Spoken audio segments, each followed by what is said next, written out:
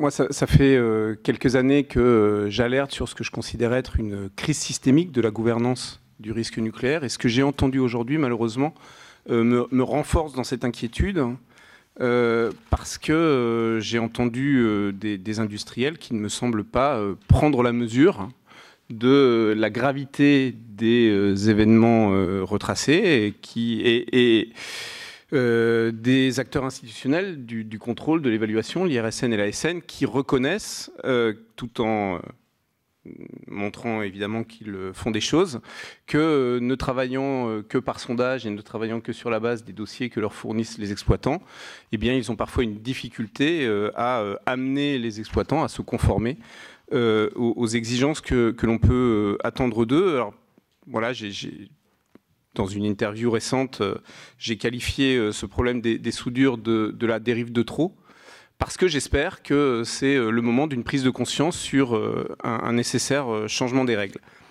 Par rapport au discours des exploitants, je veux dire, les éléments qui ont été fournis par l'IRSN et l'ASN en regard de ce que nous ont dit EDF et Framatome sont assez clairement, de mon point de vue, accablants. Et moi, quand j'entends EDF nous expliquer que le haut management n'a pris conscience de ce problème sur les soudures qu'en 2017. Alors, c'est peut-être vrai, mais si c'est vrai, c'est extrêmement inquiétant qu'il n'y ait pas eu plus de réactivité. Et en tout cas, quand on sait que les premiers problèmes ont été détectés dès 2012-2013, de constater qu'il a fallu tout ce temps avant des actions réactives est vraiment très, très inquiétant. Et la défaillance dont l'IRSN et l'ASN ont parlé, c'est vraiment une défaillance, il faut le redire, à tous les niveaux, depuis la conception, la contractualisation, la réalisation, le suivi et le contrôle, l'information des autorités et l'information du public. Et là aussi, Framatome nous a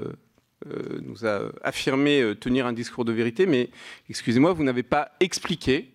pourquoi, au fond, l'exigence